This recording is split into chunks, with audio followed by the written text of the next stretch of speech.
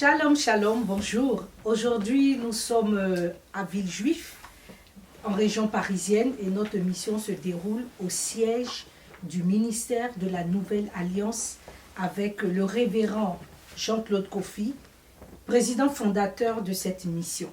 Et nous sommes là pour parler du livre. Il y a quelques semaines, nous avons rencontré l'éditeur Franck Cana, l'évangéliste Franck Cana, pour nous présenter ce livre en tant qu'éditeur. Mais aujourd'hui, Dieu nous fait la grâce de nous retrouver dans ce bureau avec l'homme de Dieu, le révérend Jean-Claude Kofi, pour nous présenter, pour nous parler du livre « Comprendre le sous-monde selon Dieu ». Nous allons tout de suite le recevoir. Bonjour, homme de Dieu. Bonjour, maman Eliane. Que Dieu vous bénisse. Encore merci. Merci pour l'accueil et merci pour votre disponibilité. Parce que nous savons que ce n'est pas évident. Ces temps-ci, vous êtes sollicité un peu partout. Mais vous nous avez accordé ce temps pour que nous puissions parler de votre œuvre. Que Dieu vous bénisse. Amen. C'est moi qui vous remercie pour l'opportunité que j'ai de pouvoir parler de ce livre. Merci beaucoup. Merci. Alors, l'homme de Dieu, je vais rapidement le présenter. Il est le président fondateur du ministère de la Nouvelle Alliance. Il est le promoteur du marathon biblique, organisation chrétienne, qui encourage la lecture de la Bible de manière chronologique au moins une fois l'année. Et depuis quelques années, vous exercez aussi le ministère pastoral dans plus de 20 nations, Europe, Afrique, Asie.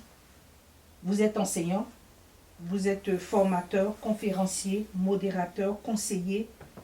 Et comme l'homme de Dieu, l'évangéliste Franck Cana l'a dit, votre éditeur, vous êtes, par vos enseignements, nous remarquons la clarté et la pertinence de ces enseignements. Vraiment, merci pour ce livre que vous avez mis à la disposition du corps du Christ pour que nous puissions comprendre ce que c'est le sous-monde, pas selon les hommes, mais selon Dieu.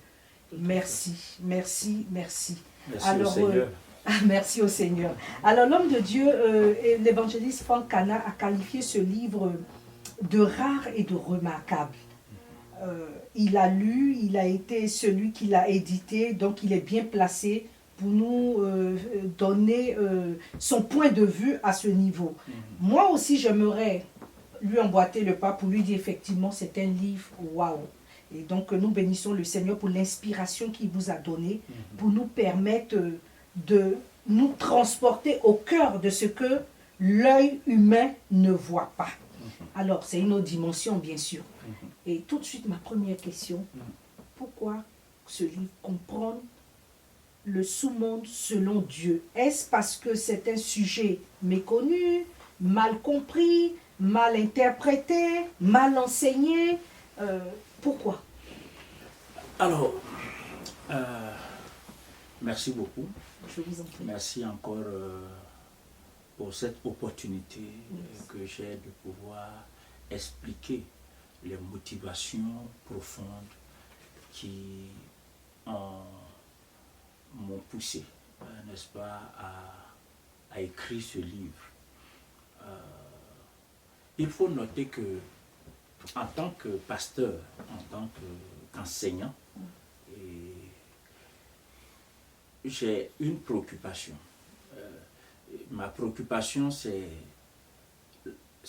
d'apporter, n'est-ce pas, au corps de Christ, la lumière de la parole, n'est-ce pas, de communiquer ce que la Bible enseigne, de transmettre ce que la Bible enseigne. Et sur la question du sous-monde, il se trouve qu'il n'y a pas assez d'enseignement. Tout à fait. Il n'y a pas assez de prédication, d'une part. Et d'autre part, les quelques enseignements qu'on a sur ce sujet ne sont pas approfondis. Ne sont pas approfondis. Soit il y a un manque de profondeur, soit il y a un peu d'amalgame. Il y a un peu d'amalgame au point que ceux qui écoutent, donc la plupart des chrétiens, ne font pas la différence entre l'enfer, le lac de feu, le tartare. Le Oui. tartare même, c'est un sujet complètement inconnu. Franchement. Complètement inconnu. Oui. Et donc, le souci premier qui m'a animé, la motivation, c'est apporter l'information biblique. Et de façon claire, de façon précise. Donc c'est ça qui m'a poussé en fait. Mettre à la disposition du peuple de Dieu, parce que c'est des sujets importants. Quand on parle de l'enfer, Oui. l'Église ne doit pas être confuse sur la question de l'enfer. L'Église ne doit pas être confuse sur la question de la GN par exemple. L'Église ne doit pas être confuse sur cette question qui concerne le sous-monde. Malheureusement, il y a peu de choses qui sont dites sur ces sujets. Donc, je me suis dit il fallait proposer, mettre à la disposition de l'Église un document qui, même s'il n'est pas exhaustif, même s'il n'est pas complet en soi, parce qu'il y a encore beaucoup à dire sur le sujet, mais au moins déjà permettre au peuple de Dieu d'avoir un aperçu, du sous-monde. Donc, voilà, un aperçu du sous-monde, comprendre le sous-monde selon Dieu.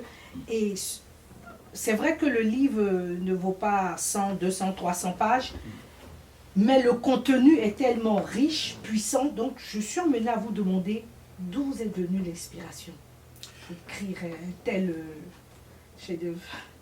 Merci déjà, j'en suis flatté. Hein. Quand j'ai lu ce que l'éditeur a écrit, à savoir que ce livre est un ouvrage rare et remarquable, j'en étais réjoui et j'ai béni le Seigneur pour cette appréciation venant d'un homme. Excusez-moi, homme de Dieu, parce qu'il continue en disant il n'en existe presque pas sur ce sujet. Okay. Sur le sujet. Tout à fait, tout à fait. Donc, comme je disais, j'en ai été flatté et j'ai béni le Seigneur. J'ai béni le Seigneur. Bon, d'où m'est venue l'inspiration de la parole de Dieu. De la parole de Dieu. Et puis, du constat.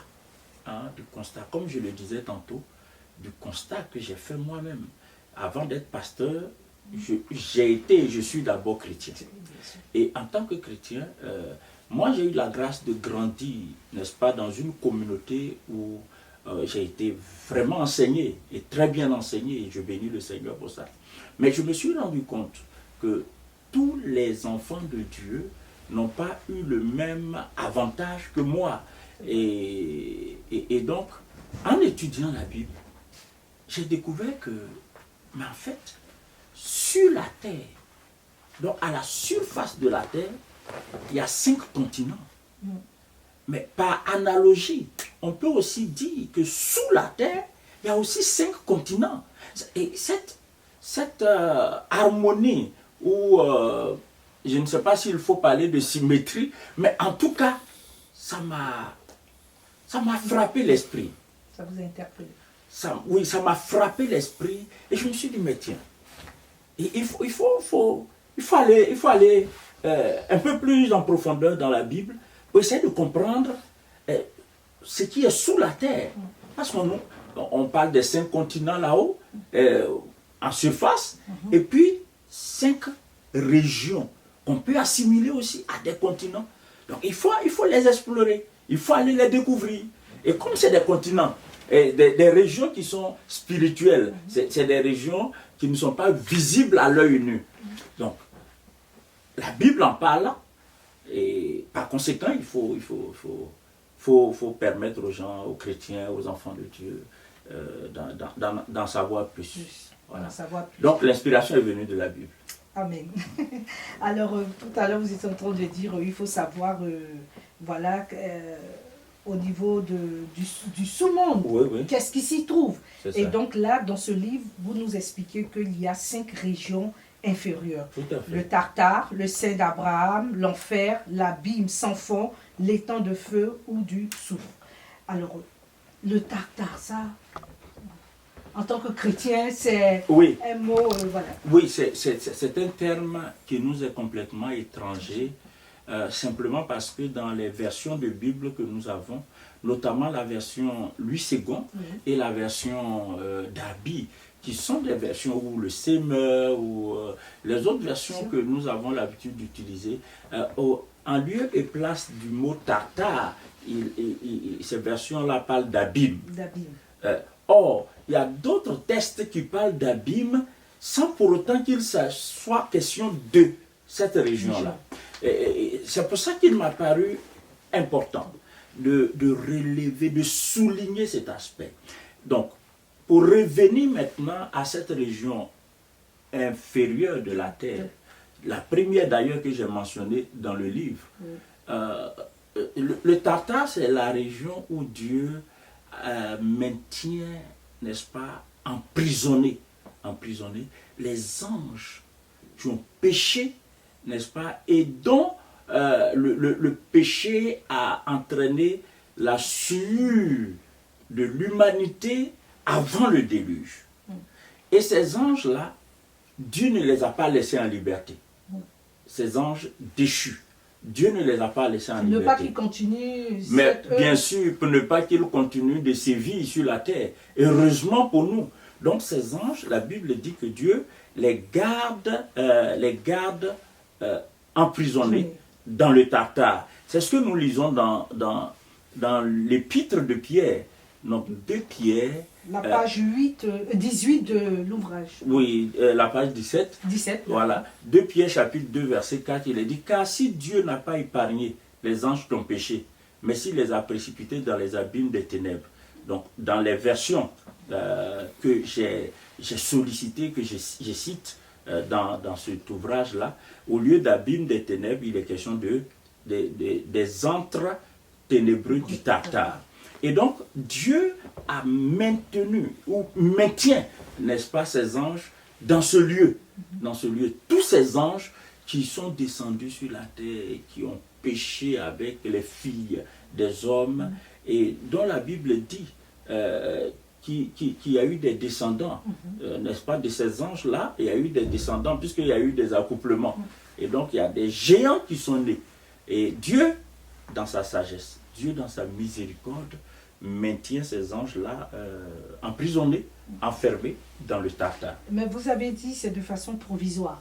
C'est de façon provisoire. La suite? C'est de façon provisoire parce que la Bible dit il les réserve pour le jugement. Ils vont être jugés. En fait, ils vont être jugés au même titre que tous les autres démons après. Et puis, au même titre que tous les impies.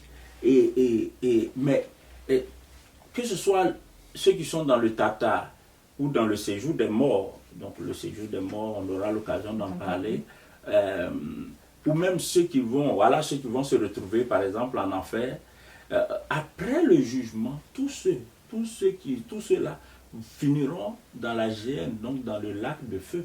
Voilà. Dans le lac de feu. Tout à l'heure, vous avez parlé de séjour de mort, donc nous allons en parler en même temps. Vous dites que le séjour des morts est subdivisé en 2 groupes. Le sein d'Abraham et l'enfer.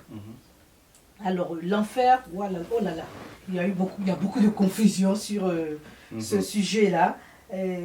Certains disent que c'est un lieu déjà occupé, d'autres disent qu'il est vide, il est éternel. Est-ce que vous pouvez nous donner la définition selon la Bible, puisque l'inspiration vous est venue de la Bible, l'enfer exactement, sa définition et votre avis sur ce sujet? Ben, l'enfer, c'est le lieu où vont tous ceux qui meurent sur la terre.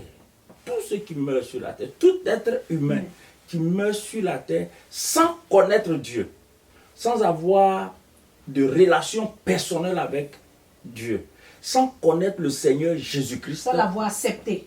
Sans avoir accepté Jésus. Tous ceux qui ne connaissent pas Dieu. Dans l'Ancien Testament, il y a des gens qui ont connu Dieu et il y en a qui n'ont pas connu Dieu. Sous l'Ancien Testament. Donc, tous ceux qui n'ont pas connu Dieu, tous les impies, depuis la création du premier homme, jusqu'à maintenant et jusqu'à la fin, tous ceux qui mourront sans connaître le Seigneur sans avoir de relation avec le Seigneur, sans avoir expérimenté le salut, vont se retrouver, vont droit en enfer. C'est-à-dire, il ne faudrait pas qu'on se trompe. Il n'y a pas un endroit où, quand les gens meurent, ils vont être, et puis en attendant l'enfer. Non. Tous ceux qui ne connaissent pas le Seigneur, juste après leur mort, vont directement en enfer. Il n'y a pas un rattrapage quelque part. Non, il n'y a pas de salle d'attente. En fait, à y voir de très près, oui, l'enfer est une salle d'attente. Pour ceux qui ne connaissent pas Dieu. Parce que, malgré tout ce qui a été dit sur l'enfer, l'enfer est dans une certaine mesure préférable à la géhenne. Ouais. C'est-à-dire la souffrance de l'enfer n'est rien comparé à la souffrance de la géhenne. Malheureusement, on ne fait pas comprendre aux gens qu'il y a pire que l'enfer en fait. Est-ce qu'on nous décrit la souffrance de l'enfer? Ben, déjà que dans l'histoire de l'homme riche et de Lazare, oui, racontée en Luc chapitre 16, oui, et on voit l'homme, le riche, qui étant en enfer, souffrait déjà au point de demander à Abraham si quelqu'un ne pouvait pas lui mettre... Il ne demande même pas un verre d'eau. Une goutte. Il demande une goutte d'eau. Vous en parlez à la page 22. Oui, à la page 22. Oui. Donc, une goutte d'eau. Ça veut dire quoi? Ça veut dire que c'est des gémissements, c'est des graissements de dents, c'est des souffrances terribles, c'est des tourments. Mais tout ce que les gens endurent en enfer, tout ce que les impies vont souffrir, tout ce dont ils vont souffrir en enfer, ce n'est pas comparable du tout à ce dont il va être question dans le lac de feu. Mais en ce moment, l'enfer, il y a déjà des gens... Comme je dis, tous ceux qui meurent sans connaître le Seigneur vont droit en enfer. En fait, il n'y a pas de jugement pour aller en enfer. C'est la vie qu'on a menée sur la terre qui nous ouvre le chemin de l'enfer. Oui, parce que... C'est pour ça que pendant que nous sommes en vie, il faut accepter le Seigneur. Il n'y a pas à dire, ok, comme il est mort, on va prier pour lui après. Non. La vie qu'on a menée sur la terre, le genre de relation qu'on a entretenu avec Dieu, si on n'a pas eu de relation avec Dieu, après notre mort, quelles que soient les cérémonies qu'on peut faire pour nous, c'est l'enfer. Waouh, c'est l'enfer. Donc, tout à l'heure, je pense que vous allez... Mais l'enfer n'est pas définitif. Ah, donc il peut y avoir une solution de passer de l'autre côté. Ah non, quand je dis l'enfer n'est pas définitif, oui, ça ne veut pas dire qu'il y a une solution. Non, l'enfer n'est pas définitif dans le sens où il n'est pas éternel. Et il n'est pas éternel, pourquoi? Il n'est pas éternel parce que l'enfer sera pris et jeté dans le lac de feu. Donc l'enfer aura une fin. Ce qui est éternel, c'est le lac de feu. Alors, ce qui est éternel, c'est le lac de feu. Juste après, nous allons parler du sein d'Abraham. Mais ça sera juste après la pause. Merci.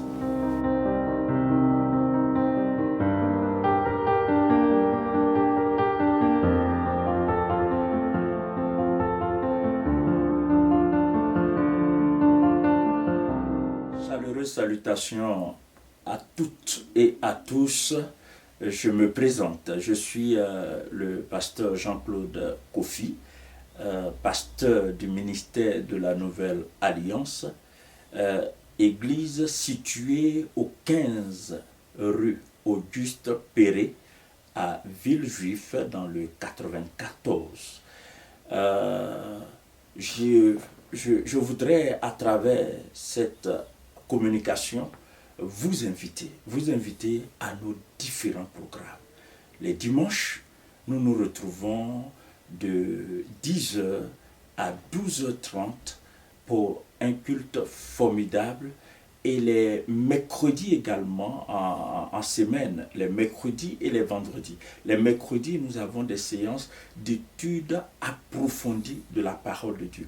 Tous ceux qui viennent à ces études de 19h30 à 21h repartent avec un support tous les mercredis, ils viennent, ceux qui viennent, et je vous invite aussi à venir nous rejoindre. Tous les mercredis, nous étudions des thématiques bibliques, mais de façon très approfondie. Et les vendredis, nous avons des rencontres de prière, rencontres au cours desquelles nous prions pour différents cas, différents besoins. Nous prions aussi pour des cas de délivrance, et c'est de 19h30 à 21h également. Donc, je voudrais vous convier à toutes ces rencontres afin qu'ensemble, nous puissions nous édifier dans notre foi commune et avancer, progresser dans notre marche avec le Seigneur. Et je suis également disponible pour recevoir et encourager, donner des conseils, prier, n'est-ce pas, dans le cadre d'entretien et de rendez-vous que vous pourrez prendre. Mais en tout cas, je suis content de vous inviter et je vous dis à très très bientôt. Que Dieu vous bénisse.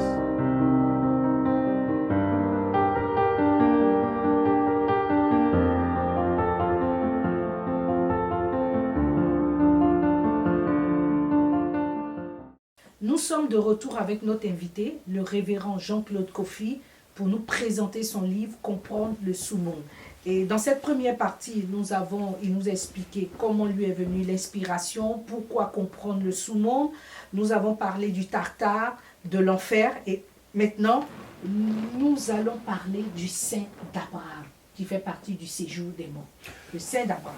Oui, en effet, le séjour des morts, comme indiqué dans le livre, le séjour des morts comporte deux grandes régions. Et je l'ai aussi souligné, et j'ai même précisé que pour le besoin de la clarté, pour le besoin de la compréhension, j'ai voulu qu'on considère donc le séjour des morts, les deux régions comme des grandes régions, hein, pour ne pas qu'on prenne le séjour des morts comme une simple entité. Ce pourquoi j'ai fait cela, c'est parce qu'au fond, le Saint d'Abraham est une région dans le séjour des morts. C'est-à-dire que tous les hommes qui mouraient avant l'avènement de Christ, avant la résurrection de Christ, tous ceux qui ont marché avec Dieu, qui ont connu Dieu, qui ont eu une relation avec Dieu et qui sont morts, ont été reçus, ou si vous voulez, ont été hébergés dans le sein d'Abraham.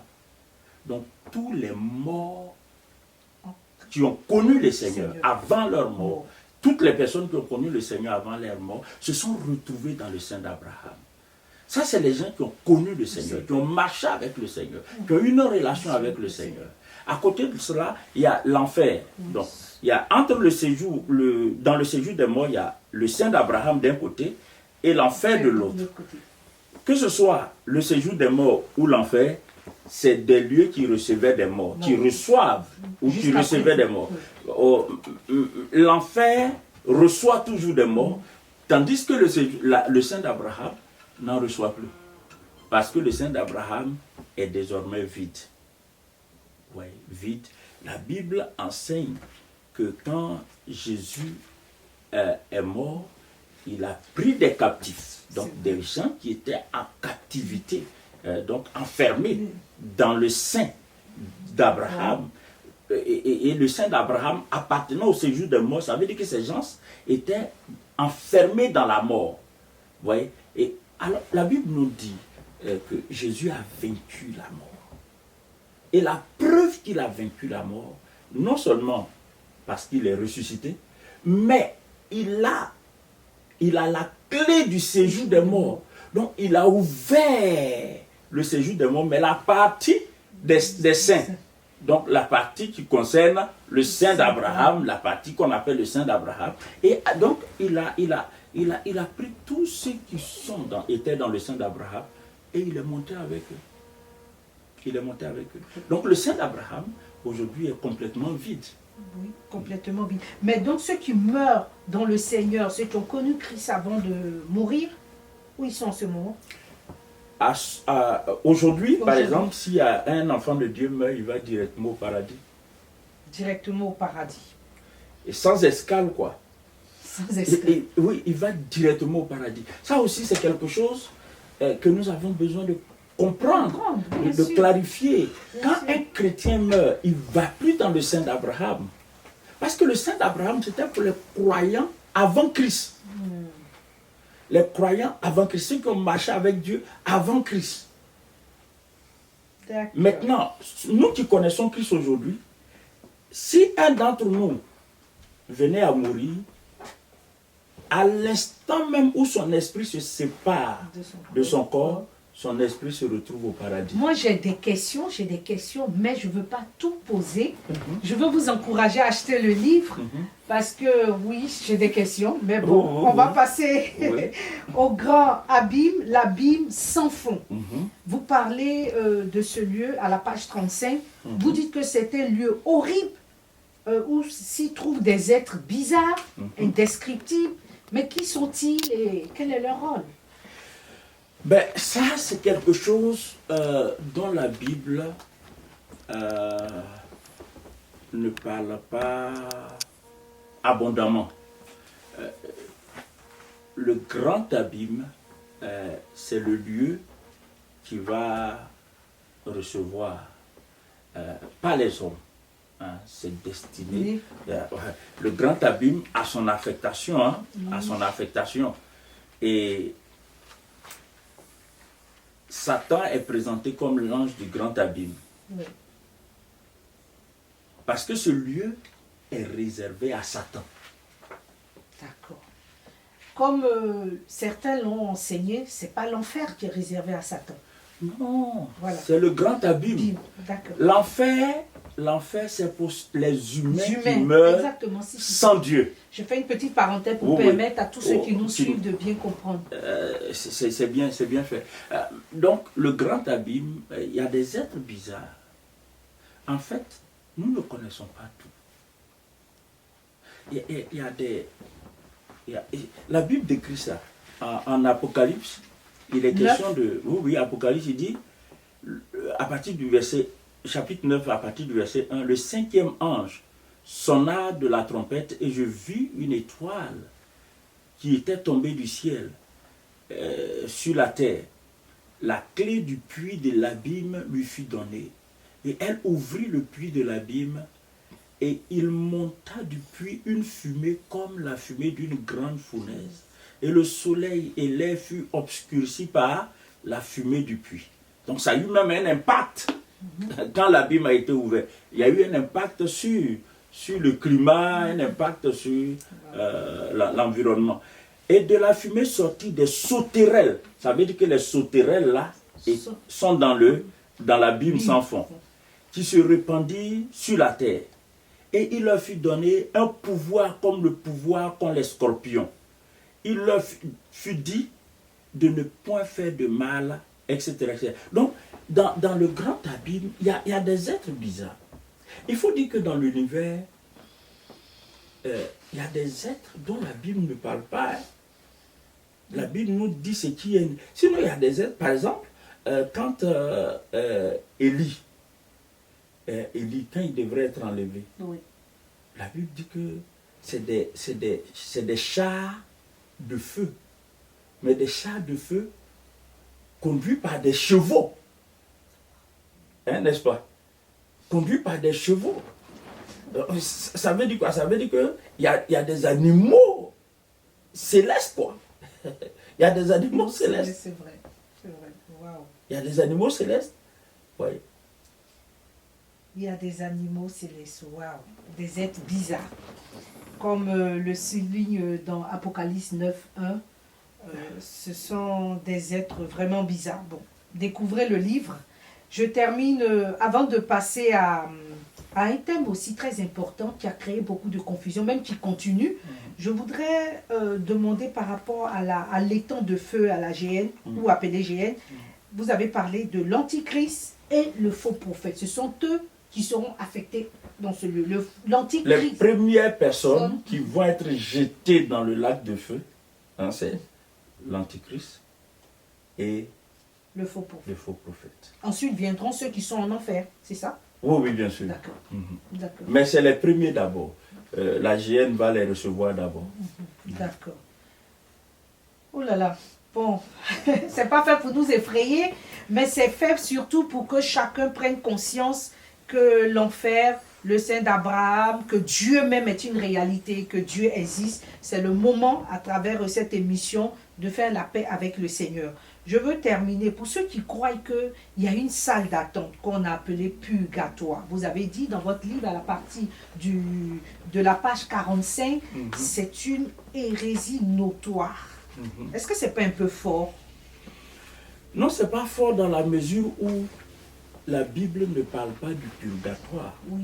Hein. Et puis, il ne faut pas inventer des choses pour calmer la conscience des gens. Il faut leur dire la vérité. Il faut leur dire la vérité. La Bible dit, si vous demeurez, c'est Jésus qui dit, il dit, si vous demeurez dans ma parole, vous connaîtrez la vérité et la vérité vous affranchira. Donc, il ne faut pas mentir aux gens en fait. Hein? Le purgatoire, la Bible n'en parle pas du tout. Quand on lit les 66 livres de la Bible, il n'y a pas un seul verset dans les 66 livres qui évoque le purgatoire. Et puis, ce livre parle du sous-monde. Et selon Dieu, à la lumière de la parole de Dieu, il y a 5 régions inférieures. Le Tartare, le Grand Abîme, le séjour des morts qui contient l'enfer et le sein d'Abraham, et puis la géhenne. Voici les 5 régions du sous-monde. Nulle part la Bible n'évoque le purgatoire. Donc, ça c'est une doctrine qui je peux même me permettre, sans avoir l'intention de choquer qui que ce soit, c'est une doctrine de démon. Parce qu'on dit, ce à quoi on nous a habitués, c'est quoi? C'est que certaines personnes sont mortes, elles sont au purgatoire. Et puis, leurs parents vont demander des prières. Oh, ce serait trop facile. Chacun et ceux qui n'ont pas les moyens. Et ceux qui n'ont pas les moyens. Et vous voyez que ça doit durer combien de temps? Et ça doit durer combien de temps? À partir de quand on sait que le parent en question est parti? Vous voyez, on met les gens dans des confusions bizarres comme ça. La Bible est un livre qui est très clair parce que c'est un livre qui parle du salut. En ce qui concerne le salut, on ne doit pas être dans la confusion. Donc, tous ceux qui croient qu'il y a un purgatoire, ils doivent se détourner de telles choses pour s'attacher à la parole de Dieu. Le livre a été écrit pour que nous soyons éclairés. Le purgatoire n'existe pas. Le purgatoire est un faux enseignement. C'est une fausse doctrine.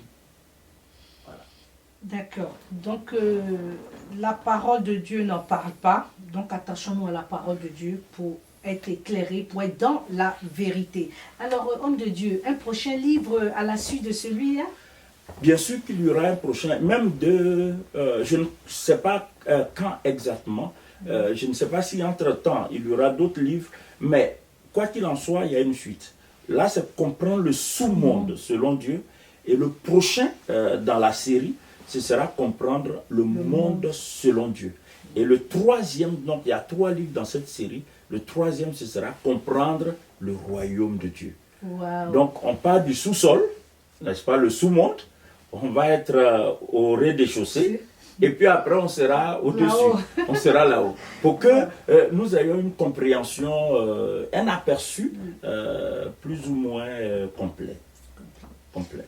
Alors, je vous demande tout de suite, vous pouvez contacter le ministère de la Nouvelle Alliance pour avoir des informations, non seulement sur le livre, et si vous avez aussi des questions, vous pouvez écrire par mail, l'adresse est au bas de l'écran. Vous pouvez écrire à l'homme de Dieu qui se fera le plaisir de vous répondre et d'apporter d'autres éclaircissements si cela est le cas. Alors, homme de Dieu, comment nous procurer ce livre?